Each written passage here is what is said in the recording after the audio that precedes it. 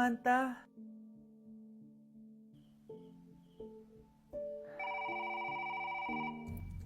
Ano ba? Bakit tawag ka ng tawag, ha? Oo, wala silang kaalam-alam. Sige na, baka mahuli pa tayo.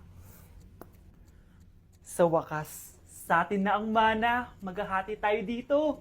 Palayasin mo na yung mga batang yun, ha? Ako bahala. Ang galing talaga natin magpanggap date. Mga anak, aalis na tayo dito sa bahay. Lilipat tayo sa mas malaking bahay. O eto, mga gamit nyo, inimpake ko na. Talaga, Nay? Scarlett, huwag ka maniwala dyan! Nagpapanggap lang yung nanay mo! Samantha, ano yung mga pinagsasabi mo? Magjowa sila ni attorney! Sinet up nila tayo! Ganyan ba ang ugali mo, Samantha? Kaparehas ng nanay mong sinungaling? Samantha, ano ba? Kung ayaw mo sumama, edi wag. Sige! Kung totoong anak mo talaga si Scarlett, saan at kailan mo siya ipinanganak? Ang dali naman yan. Edi sa Manila. Pinanganak ako sa ibang bansa. Hindi ikaw ang nanay ko. Ay, oo nga pala, sa ibang bansa pala. Sorry, nakalimutan ko. Ang dami namang drama. Total, nasa amin na ang mana. Umalis na kayong dalawa. Kung ayaw niyong pati kayo, ipakulong ko. Kung meron mang makukulong, kayong dalawa yon. Salamat sa pagtawag, Samantha. Inaaresto kita, attorney, sa kasong panloloko. Palpak ka talaga! Naisahan niyo ako ngayon, ha? Hindi pa ako tapos sa inyo. Talagang sinira mo yung sarili mo, attorney, para sa pera. At ang dami mo na palang naloko. Samantha, huwag na tayong maghiwalay, please. Oo, Scarlett. Dito lang ako palagi sa tabi mo. Kayong dalawa, mag-ingat kayo palagi, ha? Gamitin niyo na maayos sa pamana ng tatay niyo. Salamat po. Nakikiramay po ako sa pagkawala ng asawa niyo. Masakit para sa amin ang pagkawala niya. Kailan pala namin makukuha yung mga ipapamana niya sa amin? Ipaprocess pa po namin yun, ma'am. I-update na lang po namin kayo. Sige po, attorney. Sakit ng pagkawala niya. Nay, tignan mo, may medal ako. Oh, ano namang paki ko dyan? Di ka ba proud sa akin? Hindi. At wala akong paki sa'yo. Iniwan ka na ng tatay mo, di ba? Kaya pwede ka nang umalis dito. Bakit ka ba ganyan sa akin, Nay? Huwag mo nga akong matawag-tawag na nanay dyan. Kadiri! Hindi kita anak. Ang nanay mo, wala na. Malandi kasi. Nay, gutom na ako. Ay, gutom na baby ko. Wait lang, mag-order ako ng steak for you, ha? Yay! Steak, my favorite! Ampun lang pala ako. Nasaan na yung totoo ko, nanay?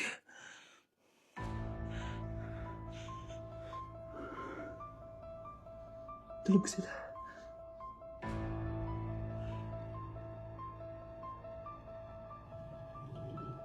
Nasaan na yun?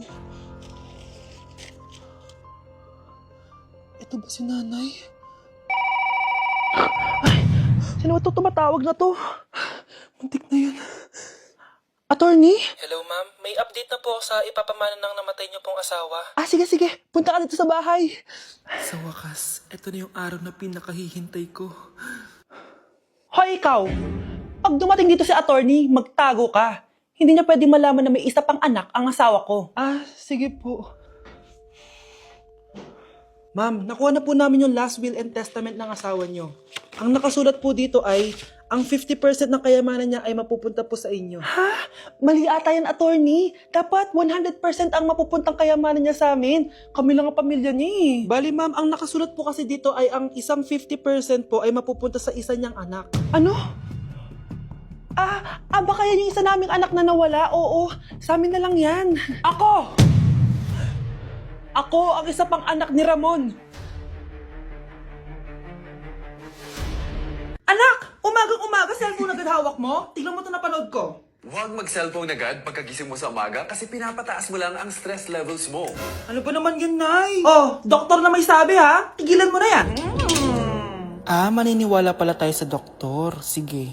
Grabe, ang init. Paniligo na nga ako. Nay, may napanood ako, oh. Kung may nagsabi sa'yo na dapat kang maligo araw-araw, isang malaking kasinungalingan yan. Sabi ng doktor, Nay, bawal daw maligo araw-araw. Ba't ka naliligo? Sige, di na ako maliligo. Kung akala mong healthy ang mga prutas, pakinggan mo tong sasabihin ko. Nay, nagsalita na yung doktor, ha? Huwag ka na kumagat dyan. Pati ba naman prutas? Ay, magmamatcha na lang ako. Kung akala mong healthy ang mga matcha, pakinggan mo tong sasabihin ko. Hala, sabi ng doktor, hindi daw healthy yung matcha, Nay. Huwag mo na inumin yan, ha? Pati matcha bawal. Sinisira mo ang utak mo sa paggamit ng mga betchin. Oh, Nay, sabi ng doktor, sinisira mo daw utak mo. Huwag ka na maglagay niyan. Tama na! Oo na, lahat ng ginagawa ko masama sa akin. O sige, Nay, titigil na ako. Basta mag-cellphone na ako, Sige na, mag-cellphone ka na. Pero huwag ka magpupuyat, Masama pa rin yon. Malaking kasinungalingan yung sinasabi nilang bawal ka magpuyat. Anong sabi mo, Nay? Sabi ng doktor, pwede naman eh. Bye! Kuya, sundan mo yan. Sige po, ma'am. Sinasabi ko na nga ba eh. May tinatago ka sa akin. Ayan, kuya. Huminto ka dito. Magloloko ka na nga lang sa matanda pa. Hoy, bayad mo! Humanda ka talaga sa akin.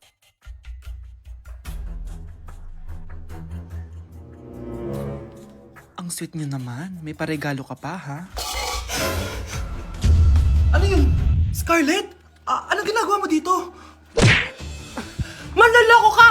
Pinagpalit mo ako dito sa matandang pangit na to?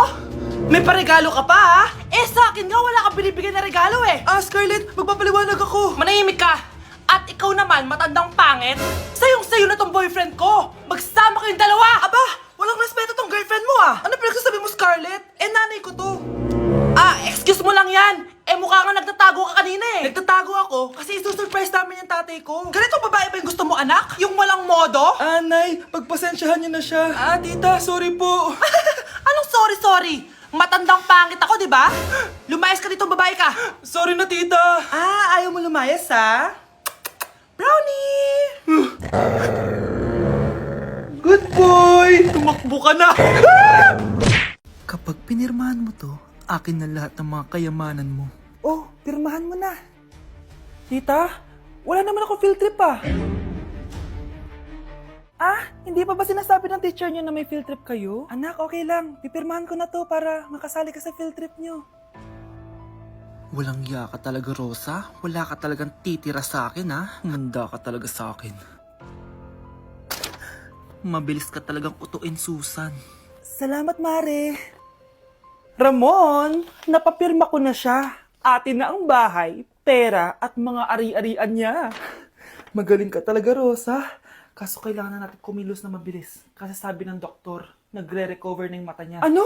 Kaya bukas na bukas din, papalayasin na natin sila. Total, nakuha na natin ang gusto natin. Nay, bakit mo pinirmahan yun, ha? Maliban natin kung ano nilalaman ng papel na yun. Huwag kang mag-alala, anak. Malapit nang matapos ang maliligayang araw ng tatay mo at ng kabit niya. Tita, bakit may dala kang maleta? Aba, syempre. Lilipat na ako dito sa bago kong bahay. Ano? Tay, ano ibig sabihin nito, ha? Nakalagay dito sa papel na pinirmahan ng nanay mo na amin na tong bahay, mga sasakyan niya at ang mga pera niya. Napakahayop nyo! Bakit ang ingay? Ano nangyayari? Nay, kinuha na nila lahat sa atin! Ayan, magsama kayo mag-ina. Ngayong nasa amin na ang lahat, pwede na kayong lumayas. Ramon, magse-celebrate tayo, ha? Ang galing nyo din, no? Ha? Nakakakita ka? Bago kayo mag-celebrate, i-check nyo muna kung pirma ko ba talaga yung nakalagay dyan. Hindi pwede to! Tay! Attorney! Kita mo naman kung ano ginawa na tong dalawang to, di ba? At nandito na rin ang ebidensya na magpapatunay na naghaharutan sila sa loob ng bahay ko. Anong gagawin nyo sa amin, ha? Mahal, huwag mo naman gawin sa amin to, please, oh. Magbabago ako, please. Oh, eh! Sorry kung natatapakan kayo pagka-love team nyo, ha? Arestuhin nyo na yung mga yan. Mag-celebrate kayo sa kulungan. Kayong dalawa, sumama na kayo sa akin sa presinto.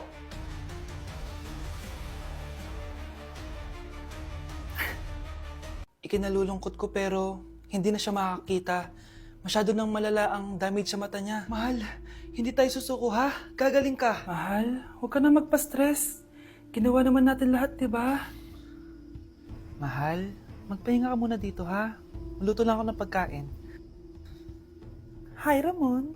Rosa, bakit nandito ka? Balita ako, wala nang pag-asang makakita yung asawa mo. Ibig sabihin, magagawa na natin lahat ng gusto natin. Shh! Huwag kang maingay. Masisira plano natin. Sinasabi ko na nga ba, may pinaplano kayo ni Rosa. Mahal, kain ka na nito paborito mo. At talagang hinahayaan mo lang dito si Rosa, ha?